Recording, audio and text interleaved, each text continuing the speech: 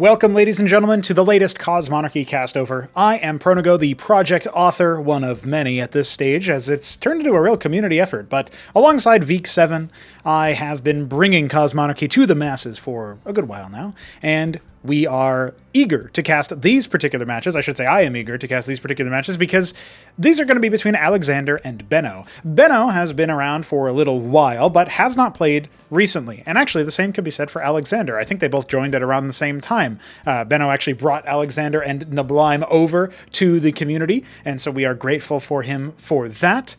And they have both signed up for the upcoming March Invitational A, which is going to be taking place the day of this video's release. So I eagerly entice you to come on in and check out that group stage. But for now, we're going to be seeing if we can do any educational casts, any sort of information we can provide these players such that they can improve their play leading into that tournament, as they actually don't play until like in the middle of the day, so they'll even have some time to potentially watch this if they so choose. Beyond that, we can see if we can use this as an opportunity to bring in new people, new blood into the scene. So let's jump on into Fata Morgana, a map by Veek7. And we have this X-mirrored map, left and right sides are mirrored. Alexhandr's Zerg will be in the top left, while Benno's Protoss will be in the top right. Benno is known for a Terran player. He built a lot of Mavericks, our name for the Marine, and let's just say this is before the selection extender, so he actually struggled to use them all. That's way back in the original Ascension tournaments, at the very beginning of the game. In terms of its competitive landmark, anyway. Obviously, we had casts like these prior to that, starting in late January, early February of 2023. And then around June, July-ish is when we started kicking off the tournaments. So a little bit of a history lesson for you as we wait for their build orders to come to fruition. Now, Alexhandr looks like he's going to be going for a pretty early pool here. Yep, that's going to be a 9 pool. It's not exactly the same numbers if you're coming from Brood War, because you start off with 6 workers as opposed to 4. And as you can see by Benno helpfully indicating to us here, you can harvest Vespene from the geysers and this new node, the Ridge, immediately. You don't need to cap it first. So the scout has come across the map. That is the Droleth. You will notice there's no Ovaleth here for Zerg players. That's because supply has been removed from the game. So this counter in the top right is actually workers over military. So you'll see the right side fill up as military units are purchased. The Droleth, just scouting around, yes, we have a lot of different names, right? The worker is now called the Scribe for the Protoss. We went through the habit, the trouble, if you will, of renaming a lot of the units, which prior to actually jumping into Cosmonarchy, they had kind of weird names, like Probe is more of like an implement than an actual thing, and sure, maybe you can say Probe or Drone even for like military technology, but I felt like you could give the worker a more interesting thing. So what is the worker all about? The Protoss are all about these like fanciful words. Yeah, Scribe, sure, let's use that. Some things are still the same, like Gateway and indeed Zealot, but Benno has floated a lot of money here, has actually opted for a Drakadon, so I wonder if he's actually going to go for a Warden here, having scouted out the gas harvesting as well as the Quasilisks here. The Quasilisk is a new melee unit, or ranged unit rather, as opposed to the Zethrakor, the Zergling, a melee option, and that is definitely something that Alexhandr can use to his advantage if his opponent decides to go for heavy range. But usually they get countered by units out of the Gateway. Not in a hard sense. You can overwhelm them with enough Zethrakors to sort of act as a front line. You can also evolve the Zethrakor into an enhanced version of that unit called the Vorvrakor. And the Drakadon here, the replacement for the Dragoon, is easily making short work of the Droleth Scout. That will confirm for Alexhandr that everything is in the dark. But at the very least, he scouted the Warden, he scouted the Gateway. He did not scout whether or not there was a Nexus on the way, but he can surmise that his opponent is probably thinking about expanding. And yeah, Benno's just a little bit slow to expand right now. These are not, top players, so you will actually see, mistakes and maybe a little bit slow to macro and maybe spend your money. It might be a little bit difficult. Actually, Zerg might be a little bit more beginner-friendly for the money spending part, because you can there's multi-building select in Cosmonarchy, so you can group select your Hatcherosks. Eventually, we're going to add tab support so that you can take, say, your Gateway and your Nexus on the same control group, for example, and tab between them to change what active command card you have, and that will allow you to train, like, workers and then go into, Zealots. Normally, you would do 2 different types of production structure for military, as opposed to doing that with your Nexus, because it's a lot more efficient to just immediately recall to your town centers and start rallying workers down. Another Warden coming down here for Benno. We actually have a fast Larvosk CZN, so this is a new option that you can do in one of the more recent updates to Cosmonarchy. You can see here, Alexhandr is harvesting Vespene with 3 workers on the Geyser. That is full saturation. You have fully efficient harvesting, with 2 workers, where each worker is 100% efficient. The second worker, or the third worker rather, after that, that is going to be 50% efficient. So you get diminishing returns on the third worker, which is different from StarCraft 1. In StarCraft 1, the mining is just inconsistent.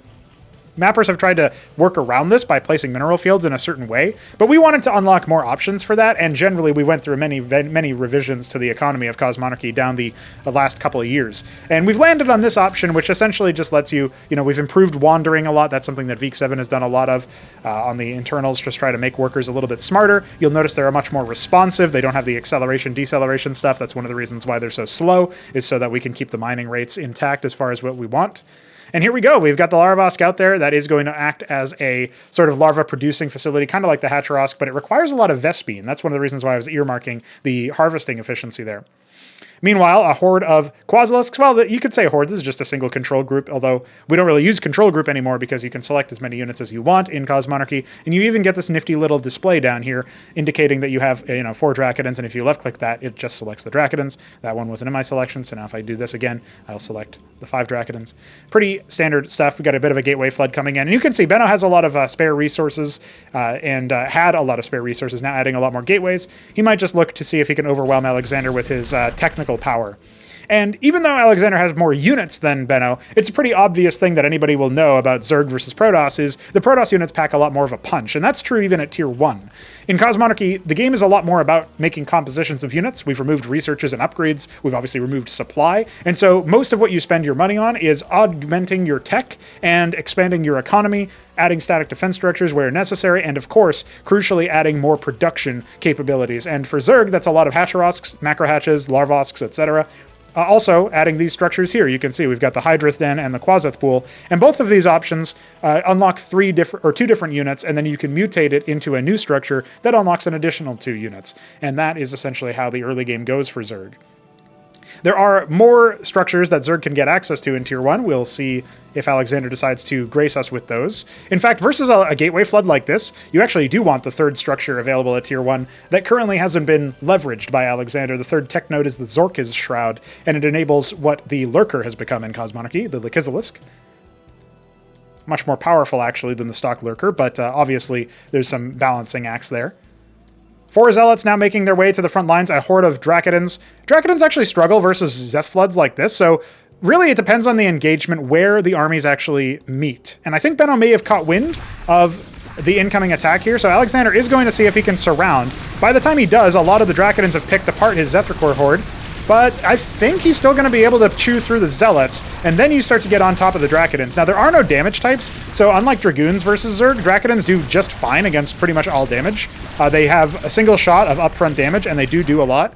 But the thing that was really scary there is if the Zealots weren't in the right position, they actually would have been behind the Dracodons, and then the Zeth flank would have just totally surrounded the Dracodons. And at that point, that's when they really start struggling, is because they want to be able to kite backwards. And it didn't look like Benno was really microing in that respect, but it still is something that you got to watch out for. Now, pay attention here. Alexhandr has 1,000 Vespene. As soon as he hits the right amount of minerals, which he has hit, and he should definitely be looking to spend that on a Tier 2 tech node, if that is indeed what he's going to do. Either that or he's going to bank it and use it for something else. But at this point, it's definitely like a mistake that he could improve upon is, hey, if I have over 900 gas, yeah, put down the Iral Iris. That is your Tier 2 tech structure for Zerg. That's a really big deal, because when you're considering what kind of options you have versus your opponent, if they are out manhandling you with tech and you can't overwhelm them with numbers to compensate, you need to get the tech advantage back in your favor, or at least achieve tech parity.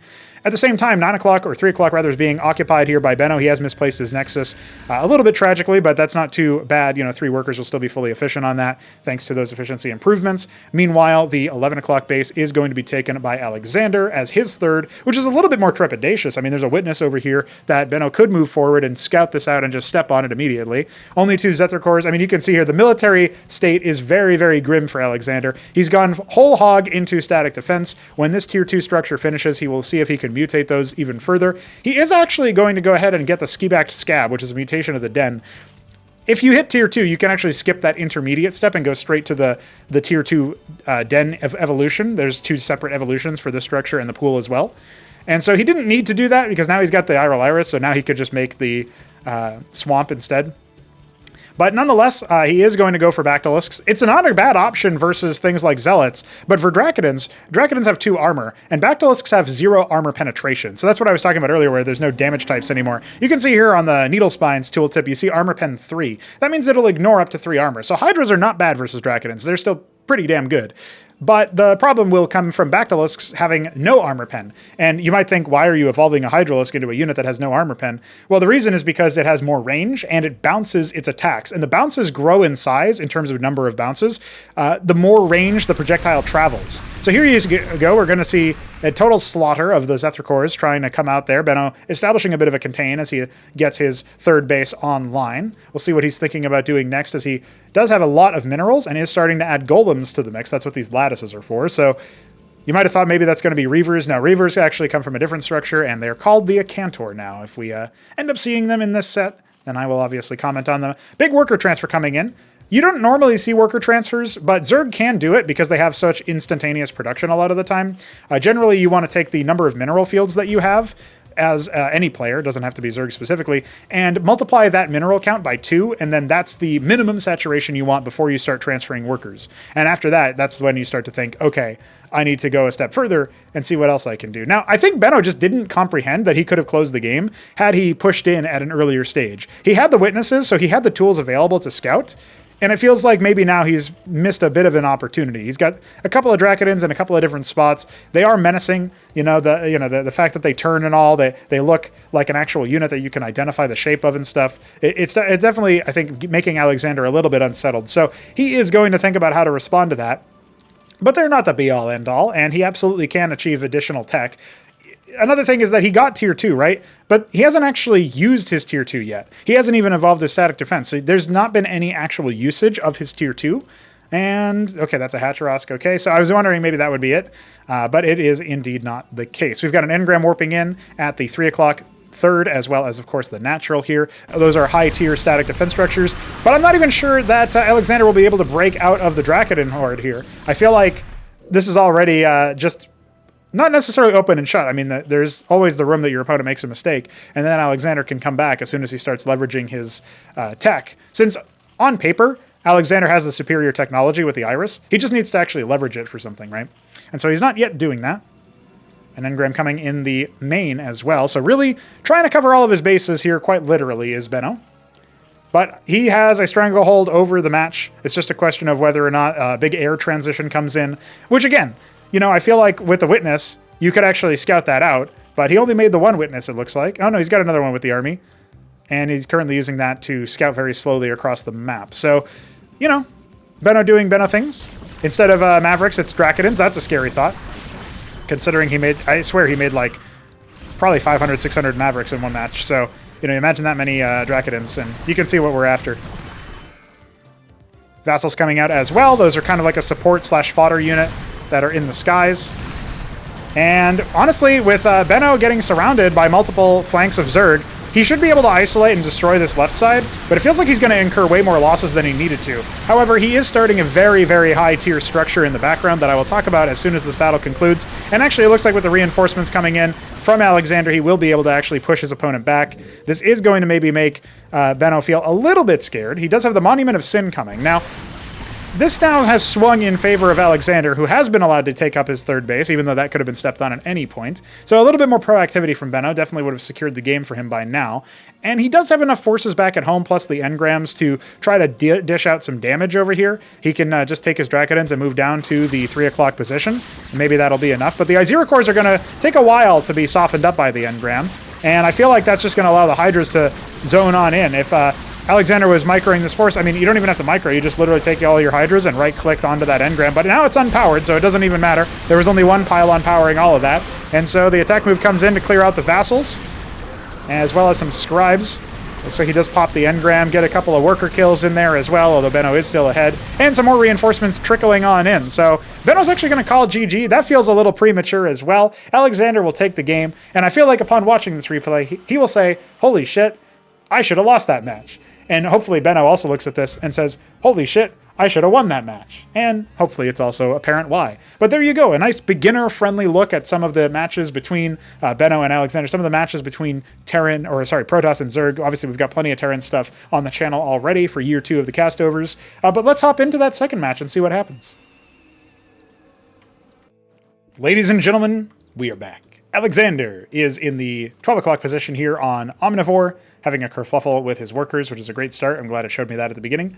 And Benno down at 6 o'clock. He is the Protoss. So, Alexhandr did indeed win that last match, which bears repeating, since I actually have to update the score screen again. But beyond that, there's also something else worth noting, is that he probably shouldn't have won that last match, right?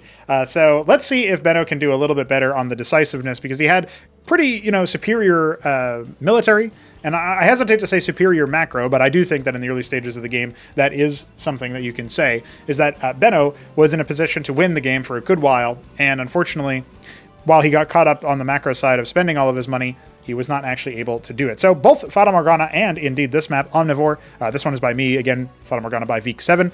These maps are indeed maps that are in the incoming tournament. So what you're going to see out of this particular match is a preview of not just players who are going to be in the tournament, albeit in different groups, but also maps that are going to be in that tournament. And so we'll see what happens there. There's some kissing happening because Alexhandr is smooching, probably. Let's see what happens. No, he didn't actually do any damage. That's interesting. Did he get damage dealt to him? No, that's not it either. These pesky workers and their ability to regenerate. Well, let's see what ends up happening with the build orders. It looks pretty similar here for both players, opening gateway and pool. Sometimes you'll see a little bit of a difference. Protoss will sometimes go for lattice first instead of gateway, and Zerg will sometimes... they pretty much always go pool. I do think you can open den now, but you can also open expansion or macro hatch. So it really depends. If you go for an early hatch, you kind of have to go pool. Just because your workers are going to be busy on workers or on minerals, and then after that they'll be busy on gas afterwards, which would slow down your first military unit quite a bit. You can see these neutral anchors. These are what you can enter into. You can't lift them off despite the pads. That's something that I'll change in a future update to the map so that they don't have the pads. And it looks like Alexhandr is looking for an expansion as time goes on. So these omnidirectional ramps here are these little hills. You've probably seen that if you've watched any sort of Brood War professional play, because that's a fairly common terrain feature. Maybe not in that exact configuration, of course. And hey, if Alexhandr continues scouting off to the side, we'll see another feature of this map that I think is pretty novel for Cosmonarchy maps anyway. So you can see here this Burning Atlas that is indeed about to pop. That is something that opens up a pathway. Over here we've got 2 mineral fields, and these mineral fields can be harvested to open up an even wider pathway, because minerals deplete similar to geysers in Brood War. Geysers do not deplete in Cosmonarchy, and instead minerals do. And when they deplete, they only provide 3 minerals per return instead of 4, and they also become something that you can completely traverse over. Scribe's still in the middle of the map, not returning home for economic gain, so Benno just instead going to use it for scouting out his opponent, seeing what his opponent is doing, although right now he hasn't really accomplished that much. Another Larvosk on the way with that early gas acquisition. Alexhandr trying to work that into his build order. It is a lot cheaper on the mineral side to go for a Larvosk than it is for a Hatcherosk. You're talking about, I think, like half the money or something in terms of minerals. But it does require a lot of Vespene, so it kind of delays your ability to get tech, to get Hydroden or Zorka Shroud or anything like that. Certainly to get a Iris. Now here comes an embassy. So I think Benno did the same thing last game. Embassies are kind of like a macro thing you would build in order to get more workers, because the embassy does train workers. It trains scribes as well as artisans. Artisans are something I'm not sure how many people are even aware exist, but they are advanced workers, and instead of building structures, they harvest resources, but they do that better because they don't need a town center. So you can pop over here with your artisans, you can harvest, and instantaneously return it. And so you can imagine that could work really well for distant bases, island bases, all sorts of stuff like that. Now, if I am Benno, I would probably finish the job onto this worker. You can stand over burrowed units to reveal them, so that is a feature that you can get. And when you do that, it feels like one of the things that absolutely could have been done is he could have done that and then killed it. Because right now, Alexhandr doesn't have the money right now, but he could technically put a proxy hatch down there and start filtering units in. Absolutely is a possibility. And you wouldn't think of that in a more high-level game, but this is not something like that. So we do have a bit of a gateway flood coming. There are a bunch of units on the way, but there's 5 Drakodons to meet them. And again, Quasilisks alone just don't do very well versus Drakodons. So Alexhandr is instantaneously going to be reposted. He's going to try to commit again, but now there's a 6th Drakodon, and a little bit of kiting is going to be all the magic that Benno needs in that situation. So retreating back to that anchor, maybe even further back. You can hold Alt to see what the lines are. Yeah, now he realizes, wait a second, I can take control of this. So neutral garrisons like that can be taken control of. That's pretty much the only neutral object on the map. Obviously, the Atlas burns down and eventually turns just into a path, right, that you can use. Another hatch in the main. Not very many workers over here just yet. Focusing a little bit more on the military for now. But again, it's just Quasis, right? If he wants to deal with the Drakodon army, he needs to go Hydra. If he wants to deal with like a gateway flood in general with a bunch of Zealots and such, he also needs to think about Zorkiz so that he can get the Lakizilisks out. Again, that's the Lurker, but renamed and refreshed, design updated. Fires an attack, and that attack returns to the Lakizilisk. So, pretty cool. So 4 gateways, producing nothing but Drakodons right now. We do have a witness, but again, it's kind of idle. This is something else that Benno can improve upon. He can absolutely use the embassy to make workers, but also you can take this witness and actually move it across the map. And, you know, you made it. You spent the gas on it. Now he's realizing, well, I guess I can keep it with my army. But you can take positions across the map and then sort of figure out where your opponent's army is. It's not like they can see it, right? So Terran cloaking is actually proximity cloaking, but Protoss cloaking is combat cloaking, which means they actually have to attack first. And since the witness has no attack, it is just permanently cloaked, right? So it's pretty neat. But that's exactly like it is in Starcraft 1, so you shouldn't be too surprised by that. It's just something to point out is that when you see a cloaked combatant for Protoss like the Kabbalist, the Dark Templar, that's a unit that when it attacks, it reveals itself. Plenty of additional workers being made here by Alexhandr. Filtering out additional Quasilisks. Unloading from the anchor. Wants to see if he can commit, but again, it's only Quasilisks. He's not going to find a lot of success here. And something tells me that Benno might not make the same mistake as he did prior. Now, at the same time, this Atlas is gone. Drolith could unburrow to confirm it. Going to go ahead and re-garrison the anchor with his Quasis. Now, Benno thinking about moving out.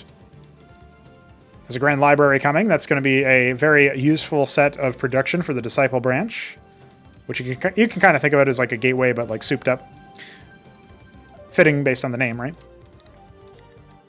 All right, sneaking in where the Atlas used to be. You can send 2 workers over here to deplete that and make the path a little bit bigger, but not something that Alexhandr is too familiar with and not too interested in either. So here comes the flank. Benno now under attack. Has to take his Drakodons and scramble.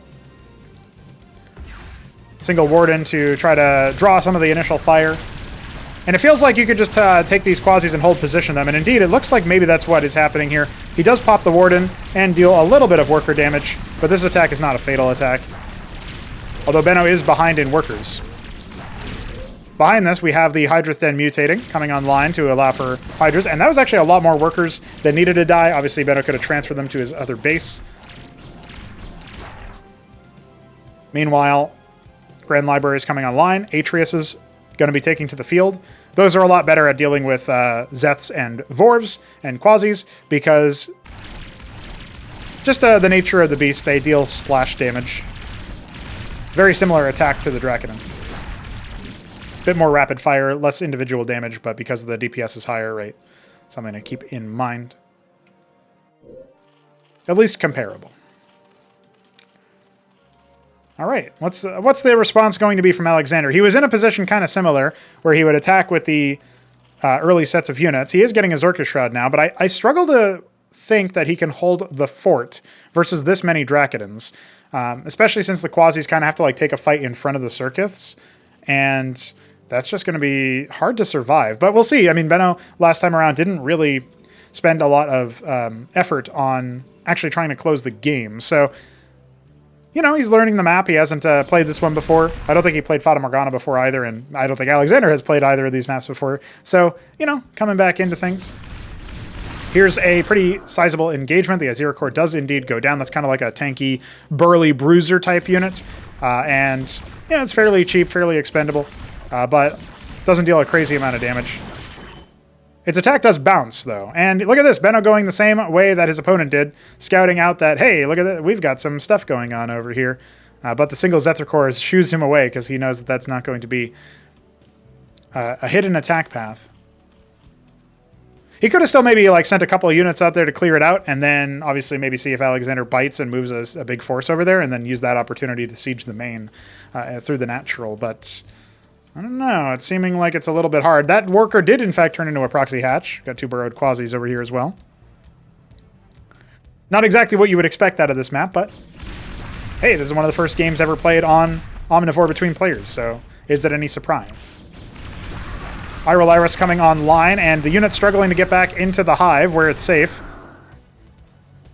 Turns out nowhere is safe. Not from the new Maverick that Benno has decided to make. He's making nothing but Dracodons.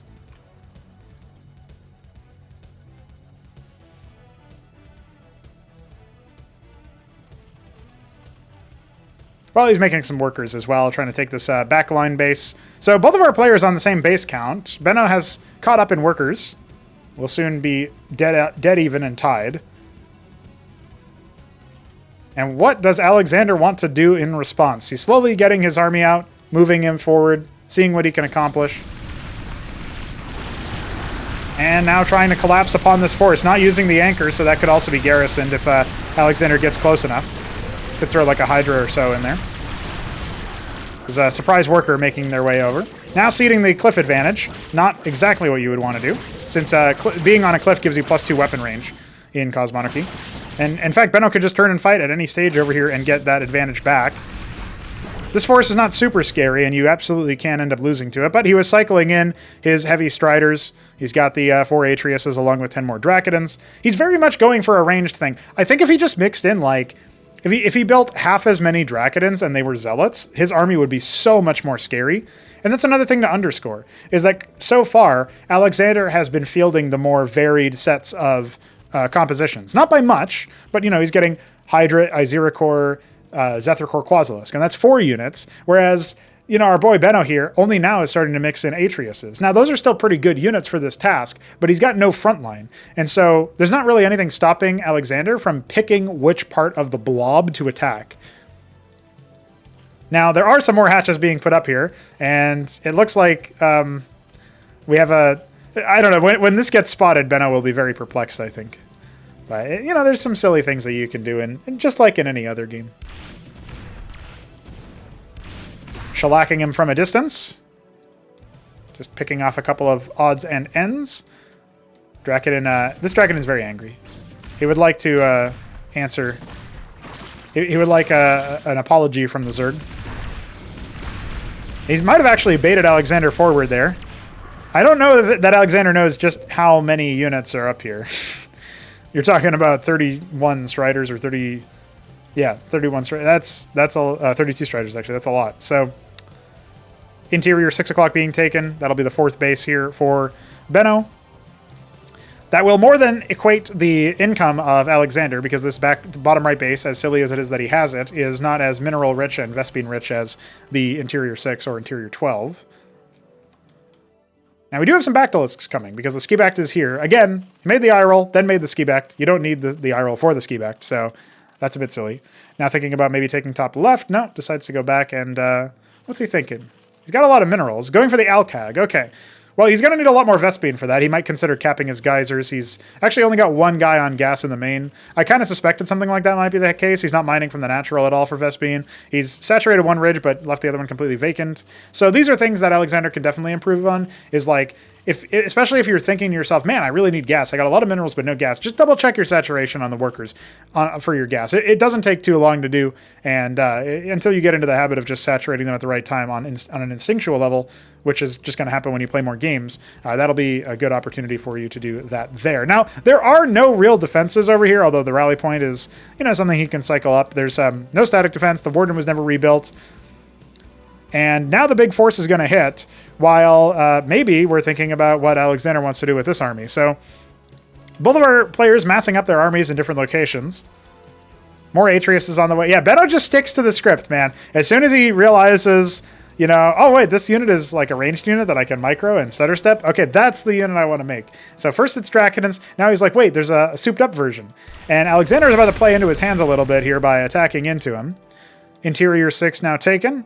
No workers yet transferring over. And unfortunately, you know, every time I see units moving out to reinforce the front lines for Benno, I get really worried. A Draconin decided to go make friends with the Zerg there. That didn't end well for it. But the rest of this fight is not going to end well for Alexander. There's just such a great line of scrimmage over here. And Alexander just doesn't have the meat to punch through that. Now, he does have some Kagralisks on the way, but he's going to need a lot more than that. Those are really, really strong. I guess you can call them artillery type units. A couple Hydras in here. They will be taken care of. Oh, actually, it was just one Hydra.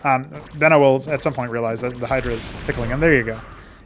And here comes the attack force. The one pylon powering the production. The scramble is here. He's pulling all of his units back from the middle of the map. And he does need to take this attack somewhat seriously.